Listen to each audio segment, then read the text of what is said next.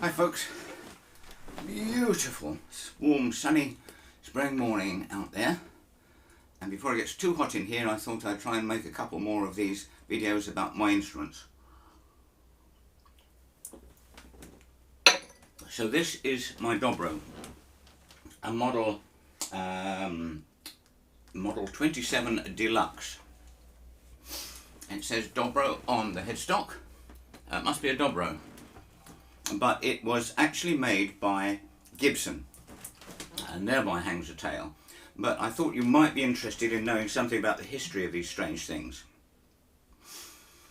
Popular music in the States was being, the audience was being increased. People were getting famous and people were becoming stars throughout the between the wars era, and as the music became more popular, the audiences grew larger, and the need for more volume was a constant source of demand, which is why the flat top guitars and the arch top guitars got bigger and bigger.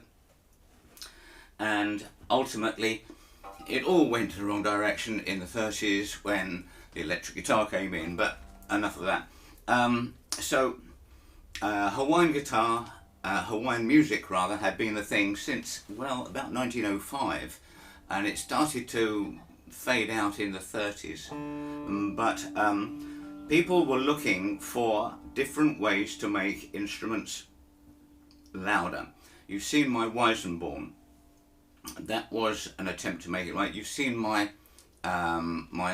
my Royce Mech, my Santa Cruz Royce Mech, which was a very deep-bodied thing. Initially, the design by Gibson was to make it just bigger and louder.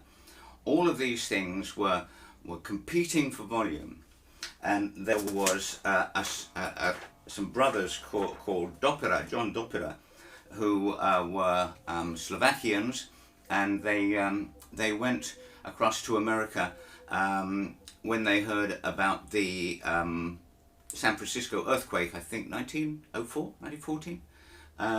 As they were, general workmen, and they had skills, instrument making skills, but carpentry and stuff like that. And they went over there to help with the rebuilding and make their fortunes.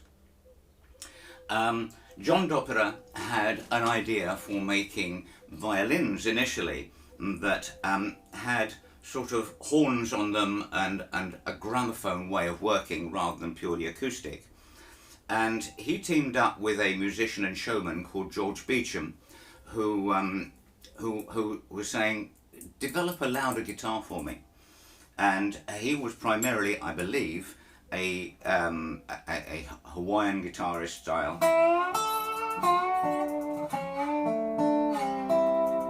That sort of thing.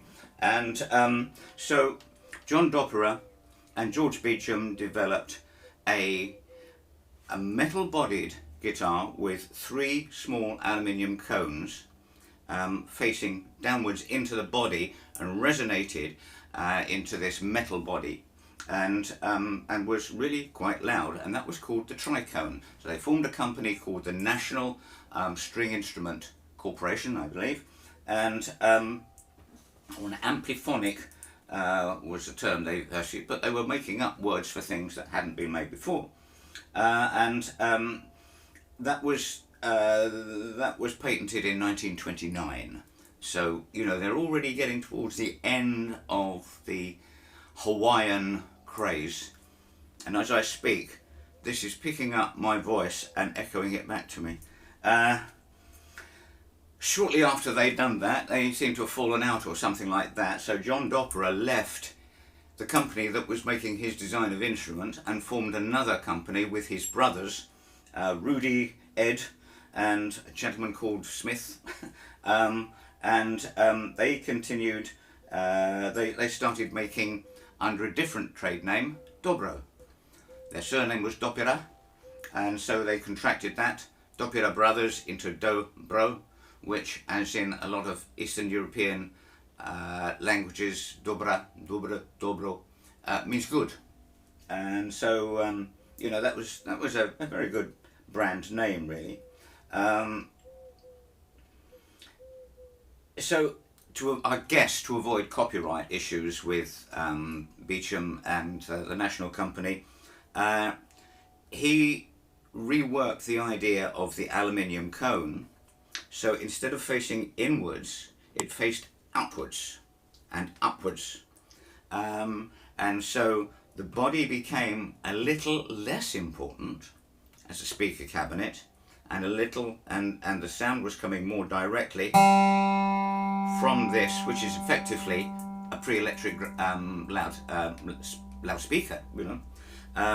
So the arrangement of it is, if I look into it now, it looks like a dish with the centre rising up, and it has a spider with the legs, 6 legs, spider, yeah, on the edges of this, on which the saddle sits, and that's where the strings sit on the saddle, affixed to this spider, which touches the cone in 6 places. That's the assembly for a Dobro. It turned out initially to be louder than the national tricone, but more importantly, it was a lot cheaper to make.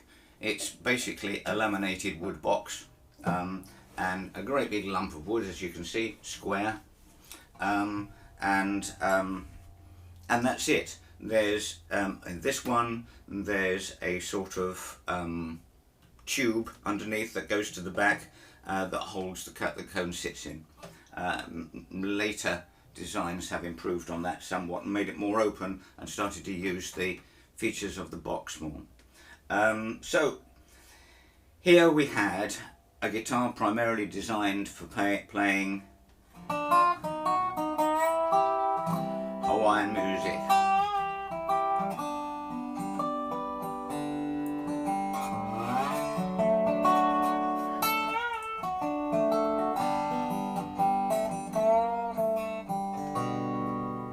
But Hawaiian music was going out of fashion, and the Hawaiian music that remained by 1935, of course, was starting to be replaced by electronic lap slides and then the steel guitar and, you know, all that sort of stuff.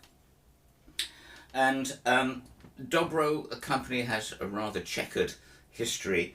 I think it just kind of faded out for a while, but in 1965 Dobro Brothers revived it, and then they sold out 2 years later to a guy called C.Y. Mosley, who was quite well known for being an inventor of curious forms of electric guitars and things like that.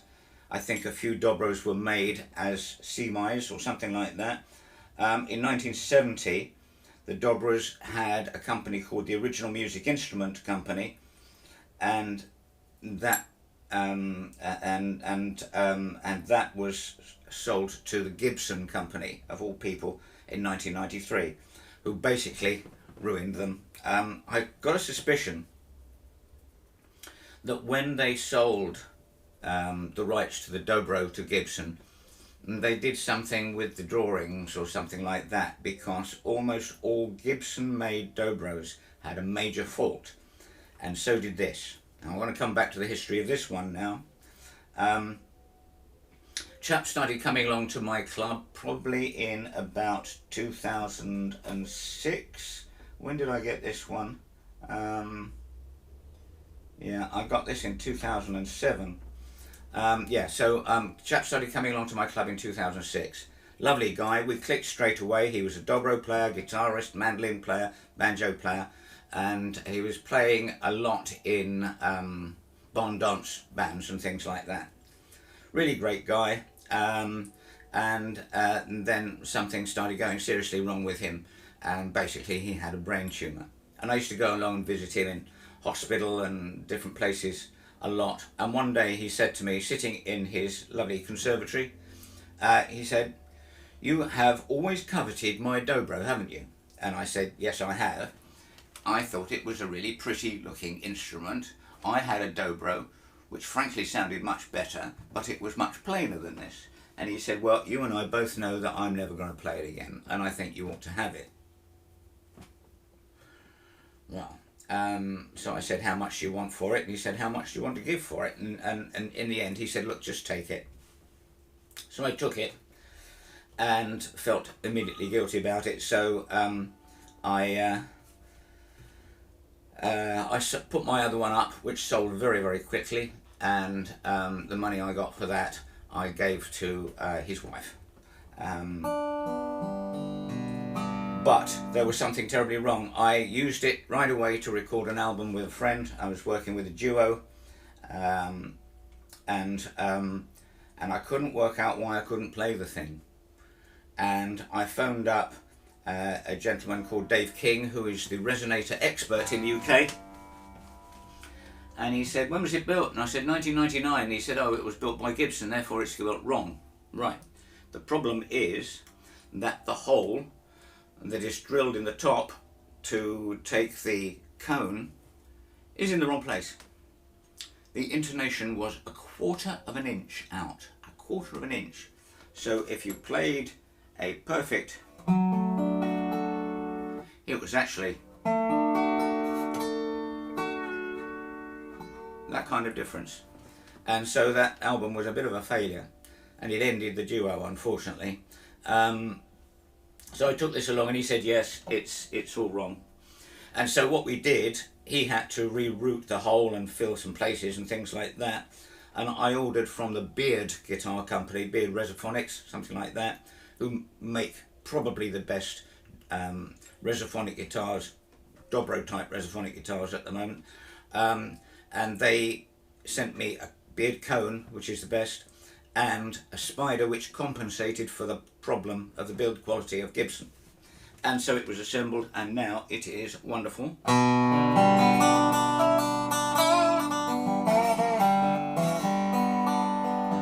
And of course I would normally play this with banjo picks and things like that, but I think it's loud enough for this little demonstration now.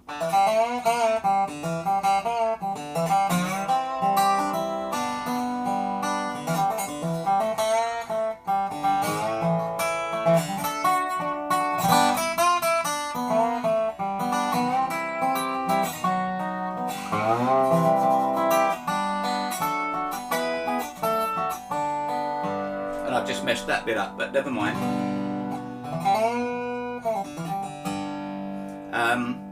The action on this is about 3/8 of an inch. It's not meant to touch the frets. Not all resophonic guitars have frets, but this one has, because it's the old Dobro style. It's just a slab head rather than a slotted head, which is not ideal, but there you go. This is just solid laminated wood. There's very little movement in the top, if any, and it's also about 3/8 of an inch thick. I play it with a steel which looks like that. This is, I'm very lucky to get this. This was a Stevens steel. Somebody in the States said they had some, so I got one shipped over. And unfortunately I don't play it much. The strings, I've got D'Addario EJ42s on this, which aren't my favourite. I prefer Dunlop resonator strings, which used to come supplied with an 18 and an 18. So you need a good strong string on that first string. And Dunlop seems to be slightly higher tension. It's tuned GBDGbd. Sorry, I'll say that without the noise. GBDGbd. And that is my Dobro Model 27 Deluxe, made by Gibson, made workable by Dave King. So thanks for watching, and I'll be making some more shortly. Bye.